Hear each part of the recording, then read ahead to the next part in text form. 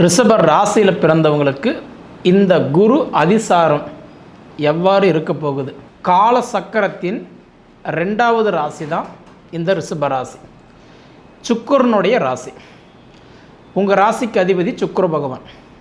குரு வீட்டில் போய் சுக்கிரன் உக்காந்தாலோ, சுக்கிரன் உங்கள் வீட்டில் உக்காந்தாலோ நட்பை தான் உட்காருவார்.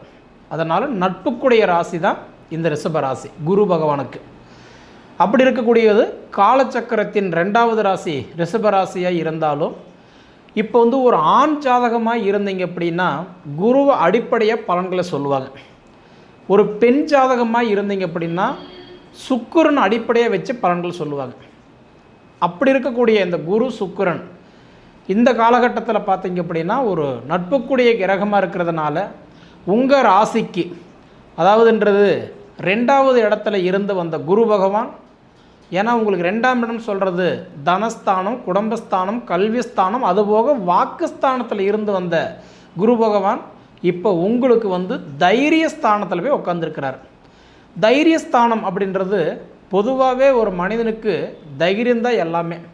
நம்மளால் முடியுதோ இல்லையோ, தைரியம்ன்றது ஒன்று இருந்துருச்சு அப்படின்னா கண்டிப்பாக இந்த பிரபஞ்சத்தில் நம்ம சாதிக்கலாம்.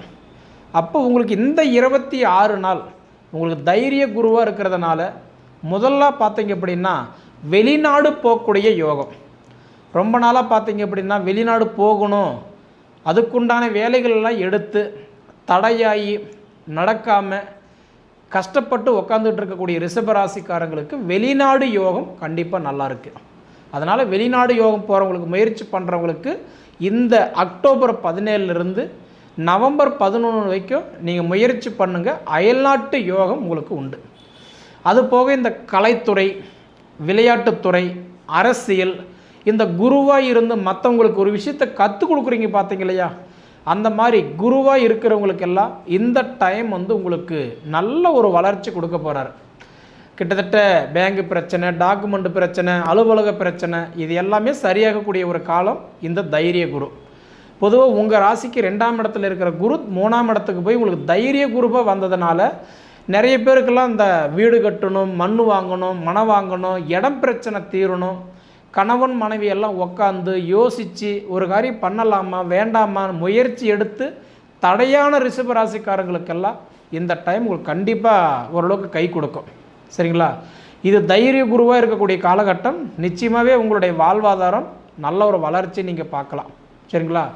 அதாவதுன்றதை பார்த்துட்டிங்கன்னா உங்கள் ராசிக்கு இப்போ 11ஆம் இடத்துல குரு பகவான் வராரு, லாப குருவாக வராரு. ராசிக்கு 3ஆம் இடத்துக்கு இப்போ குரு பகவான் போகிறாரு. கடகராசியிலிருந்து குரு உங்கள் ராசியை 11ஆம் இடமாக பார்க்குறாரு. அதுதான் சொல்லுவாங்க, குரு பார்வைப்பட்டால் கோடி நன்மை. குரு யார் யாரை பார்க்குறாரோ அவங்கவுங்களுக்கு அந்தந்த இடத்துக்கு உண்டான செல்வத்தை கொடுத்துட்றாரு. குறிப்பாக 5ஆம் இடத்தை பார்க்குறாருன்னா புத்திர பாக்கியத்தை கொடுத்துட்றாரு. 7ஆம் இடத்தை பார்க்குறாருன்னா திருமணத்தை கொடுத்துட்றாரு. 8ஆம் இடத்தை பார்த்தாருன்னா ஹெல்த்து, ஆயுள் யோகத்தை கொடுத்துட்றாரு. இப்போ உங்களுக்கு குரு எத்தனாம் இடத்தை பார்க்குறாரு? 11ஆம் இடமா உங்கள் ராசி பார்க்குறாரு. 11ஆம் இடமா குரு பார்க்கும்போது கண்டிப்பாக உங்களுடைய வாழ்வாதாரம் சூப்பராக இருக்க போகுது. மண்மனை வாங்கணும்னு நினைக்கிறவங்களுக்கு வாங்குகிற யோகத்தை தராரு. 2வது வளர்ச்சி நோக்கி போனவங்களுக்கு, தடையானவங்களுக்கு வளர்ச்சி கொடுக்குறாரு. இதெல்லாம் ஒரு பக்கம் போட்டுங்க, எனக்கு அதெல்லாம் வேண்டாம், கடன் பிரச்சனை இல்லாமல் இருந்தால் போதுங்க அப்படின்னு நினைக்கிறவங்களுக்கு அந்த கடன் பிரச்சனையிலேருந்து வெளியில் வர்றதுக்கு என்ன ஒரு வாய்ப்போ அந்த யோகத்தை தராரு. அப்போ உங்களுக்கு லாப குருவாக குரு உங்கள் ராசி பார்க்குறதுனால நிச்சயமாக உங்களோட வாழ்வாதாரம் கண்டிப்பாக நல்லா தான் இருக்க போகுது.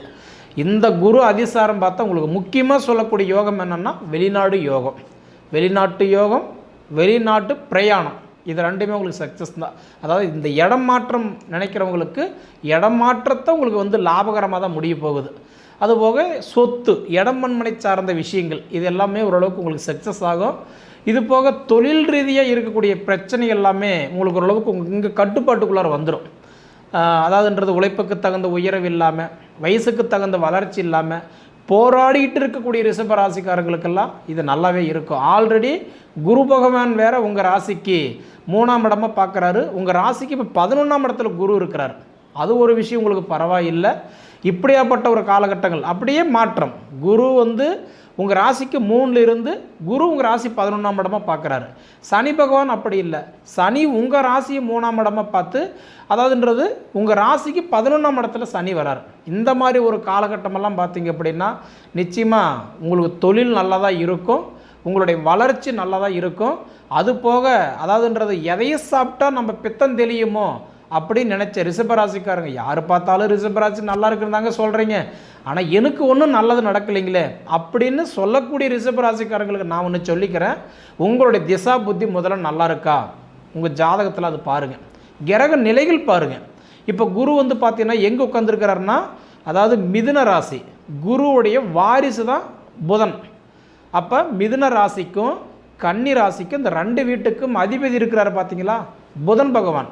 அந்த புதன் யாருன்னு பார்த்தா இந்த குருவுடைய வாரிசு தான் புதன். அப்போ தன்னுடைய வாரிசு வீட்டில் இருக்கக்கூடிய குரு பகவான் மிதுன ராசியில் இருந்து தன்னுடைய மனைவி வீட்டுக்கு வராரு. சந்திரன் நவகிரகத்திலேயே அதிதேவதை யாருன்னா சந்திரன் தான். அப்போ சந்திரனுடைய அதாவது தன்னோட மனைவி வீட்டுக்கு உச்சமடைகிறார். உச்சமடையும் போது என்ன பண்ணுறாருன்னா, அதாவது டபுள் ப்ரமோஷன்ற மாதிரி என்ன பண்ணுறாருன்னா, ஒரு கிரகம் உச்சமடைஞ்சு உங்கள் ராசி 11ஆம் இடமாக பார்க்குறாரு பார்த்தியா, இடம் பிரச்சனை தீரும், மண்மனை பிரச்சனை தீரும், தொழில் பிரச்சனை தீரும். இப்போ வண்டி வாகனம் இந்த மாதிரி வாங்குறதுக்கோ புதுப்பிக்கிறதுக்கோ இந்த மாதிரி யோகமெல்லாம் உங்களுக்கு உண்டு. இது போக பார்த்தீங்க அப்படின்னா, ஏன்னா புத்திர பாக்கியம் இப்போ மேக்ஸிமம் பார்த்தீங்கன்னு வச்சுக்கோங்களேன், குரு பாறுபட்ட கோடி நன்மைன்னு சொல்கிறோம். அப்போ குரு தான். இப்போ குழந்தை பாக்கியம் இல்லாதவங்களுக்கு நம்ம என்ன சொல்கிறோம், ஐயா எனக்கு கல்யாணம் ஆகி ஒரு 5-6 வருஷம் ஆகிடுச்சு, ஒரு 10 வருஷம் ஆகிடுச்சு, எனக்கு குழந்தை வரம் இல்லைங்க, குழந்தை பாக்கியம் இல்லை, கிடைக்குமா? அதெல்லாம் குரு நல்லா இருந்தால் தான் கொடுப்பார். அப்போ உங்கள் ஜாதகத்தில் குரு திசையோ குரு புத்தியோ குருவுடைய அந்தரமோ நடந்து குரு உங்களுடைய ஜாதகத்தில் ஃபேவரான இடத்துல உக்காந்துட்டாருன்னு வச்சுக்கோங்களேன், கண்டிப்பாக இந்த குரு அதிசாரம் உங்களுடைய வளர்ச்சி யாராலையுமே தடுக்க முடியாது. சரிங்களா? அப்போ குரு பகவான் உங்கள் ஜாதகத்தில் எங்கே இருக்கிறார்? ஒருத்தருக்கு நீச்சமாக இருப்பார். ஏன்னா குரு பகவான் பார்த்தீங்கன்னா கடகராசியில் உச்சமடைவார், அதே மாதிரி மகர ராசியில் நீச்சமடைவார்.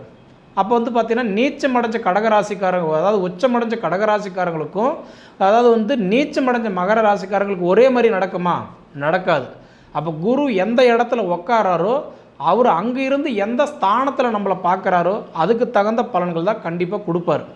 அந்த வகையில் பார்த்துட்டிங்க அப்படின்னா நிச்சயமாக உங்களுடைய ஜாதகம் நல்லா இருந்துச்சு அப்படின்னா இந்த 2025 வரக்கூடிய இந்த குரு அதிசாரம் இந்த 26 நாளைக்கு உங்களுடைய அந்த எண்ணிய எதிர்பார்ப்பு ஒன்று இருக்குது பார்த்தீங்களா, அது உங்களுக்கு கண்டிப்பாக கை கொடுக்கும்.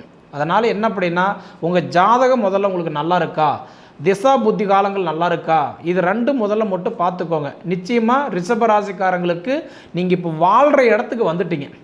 அதனால் அந்த வாழ்கிறதுக்கு இடத்துக்கு கொண்டு வந்துட்டீங்க, அதுக்குண்டான வாழ்க்கையை நீங்கள் ஆரம்பிக்க போகிறீங்க. சரிங்களா? அதாவது பழக்கப்பட்ட பாதையில் பயணம் பண்ணுறதுக்கும் பழக்கமில்லாத பாதையில் பயணம் பண்ணுறதுக்கும் வித்தியாசம் இருக்குது இல்லைங்களா? அதனால் இந்த பழக்கப்பட்ட பாதையில் உங்களுக்கு பயணம் பண்ணுற மாதிரி இந்த உடைய குரு அதிசாரம் கண்டிப்பாக இருக்க போகுது. அதனால் நான் சொல்கிறது திருமண தடைகள் கண்டிப்பாக விலகக்கூடிய வாய்ப்பு உண்டு. அதே மாதிரி புத்திர செல்வங்கள் உங்கள் ஜாதகம் நல்லா இருந்துச்சுன்னா புத்திர பாக்கியத்தை கொடுத்துருவார். அப்போ வெளிநாடு யோகம், தொழில் மாற்றங்கள், குறிப்பாக அந்த மண்மனை சார்ந்த விஷயங்கள், இடம் பிரச்சனை எல்லாமே கண்டிப்பாக உங்களுக்கு சரியாயிடும். வெளிநாடு போகணும்னு நினைக்கிறவங்களுக்கு நல்ல ஒரு வாய்ப்பு. அது போக வெளிநாடு போயிட்டுங்க நான் ஊர்லேயே செட்டில் ஆகலாமா, இல்லை நான் இங்கே இருக்கலாமா, இல்லை ஏன் ஜாதகத்தில் நான் எந்த மாதிரி போனால் நான் நல்லா இருப்பேன், இந்த மாதிரி எதிர்பார்க்குறவங்களுக்கு எல்லாமே உங்கள் ஜாதகத்தை முதல்ல பார்த்துக்கிடுங்க. சரிங்களா? மொத்தத்தில் இந்த குரு அதிசாரம் ரிஷபராசிக்கு ஒரு அற்புதமான ஒரு வாய்ப்பை கொடுத்துருக்கிறாரு. கண்டிப்பாக பயன்படுத்திக்கோங்க. சரிங்களா? சரி நேயர்களே, அதாவது இதுக்கு முன்னாடி நம்ம சேனலை சப்ஸ்கிரைப் பண்ணாதவங்க சப்ஸ்கிரைப் பண்ணிக்கோங்க. அதே மாதிரி நீங்கள் என்ன சொல்ல வரீங்கன்றது கமெண்டில் சொல்லுங்கள், நான் தெரிஞ்சுக்கிறேன். அது போக உங்கள் பொன்னான நேரத்தை ஒதுக்கி இவ்வளவு நேரம் என்னுடைய காணொலியை நீங்கள் முழுமையாக பார்த்ததுக்கு மனசிலிருந்து கேட்டுக்கிறேனுங்க. நன்றி.